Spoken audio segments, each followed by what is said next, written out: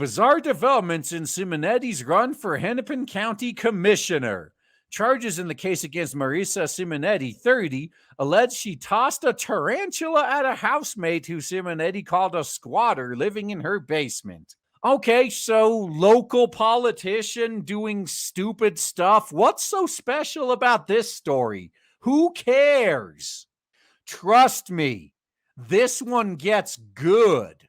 The race for a Hennepin County Commissioner took some bizarre turns the last few days, starting when Marisa Simonetti was arrested last Friday and was ultimately charged with a misdemeanor count of 5th-degree assault.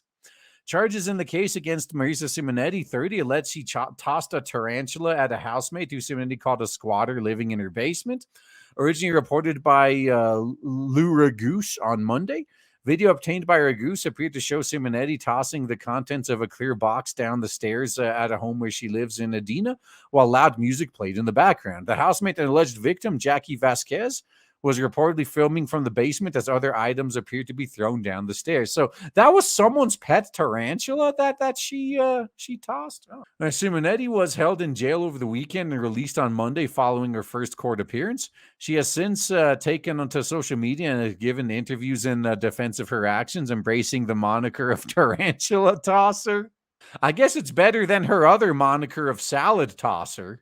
Simonetti said in an interview that she thought she would be immediately released on bail Friday, but that Adina police increased the charges to include probable cause domestic assault because the alleged victim was living in the same home.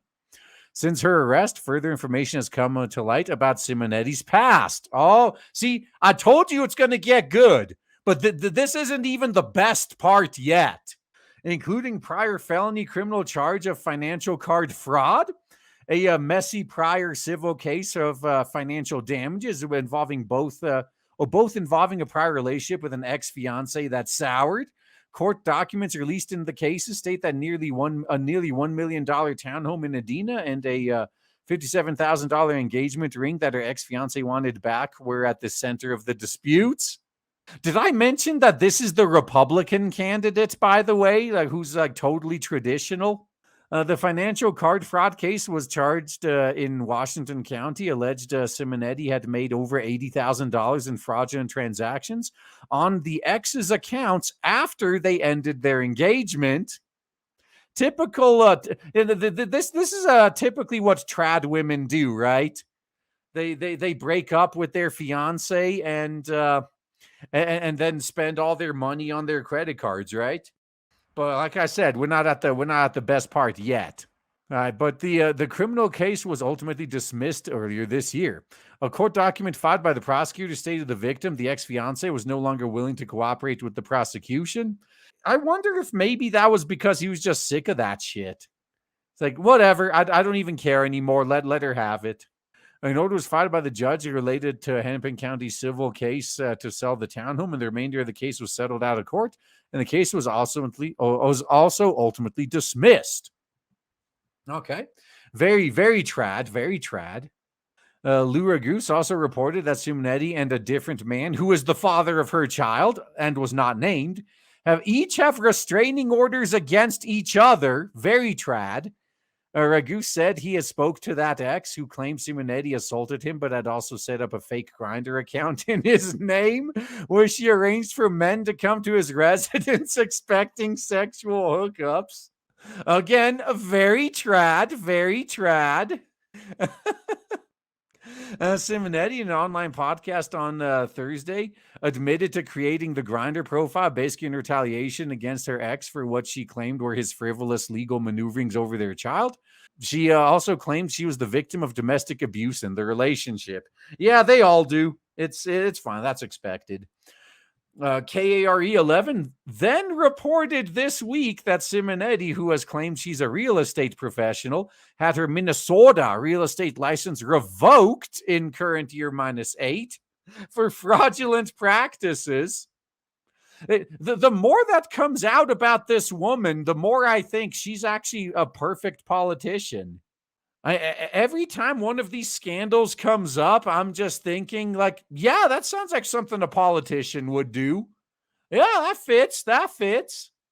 But Not the trad wife she's selling herself as, though. She's a good politician, but not necessarily a good trad. The report described that Simonetti, named Harper at the time, had falsely presented herself in the past to home sellers as a person interested in buying their home, and then turned around and listed the homes for sale on the MLS. Oh shit! Okay, I see what she did there. So, all right. I guess this is a weird way of inserting a middleman. Yeah, I could see where that would be a problem. KRE11 said record Sarah Simone's real estate salesperson's license was revoked for making false and misleading statements, and that she engaged in fraudulent, deceptive, and dishonest practices. Yeah, sounds like she's perfect to be a politician. Yeah, if she were a Democrat, she'd be a shoo-in. Yeah, that was her mistake. She didn't run as a Democrat. She ran as a trad thought. Yeah, this is what I keep saying that the reason Democrats can usually ride through these scandals, whereas Republicans can't, is because Republicans, like, they virtue signal a lot more about this type of stuff. You can't sell yourself as the family values candidate and then do shit like this. But we're not even at the good part yet. I keep saying that, and it keeps getting worse. It gets even worse than this, trust me. So meanwhile, rumors began circulating this week that Simonetti was engaged in paid escort services under an alias. So this trad thought is an actual 304. Now, I know what you're thinking. Oh, those are just rumors, right? They could be false.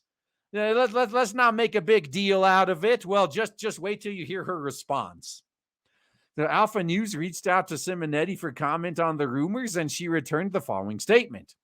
I have done nothing wrong or to be ashamed of. When you are a whammons with an infant and no money, living with domestic violence, you just can't leave. Oh, you can't just leave? I made a plan to protect my son, and I executed, and now hold considerable wealth. I refuse to accept any narrative that shames or blames whammons for the autonomy they exercise over their own bodies. So she admitted to it. Like, this is an admission. Like, yeah, I did it. And remember, this is someone who's running as a Republican. She's pretending to be a trad thought.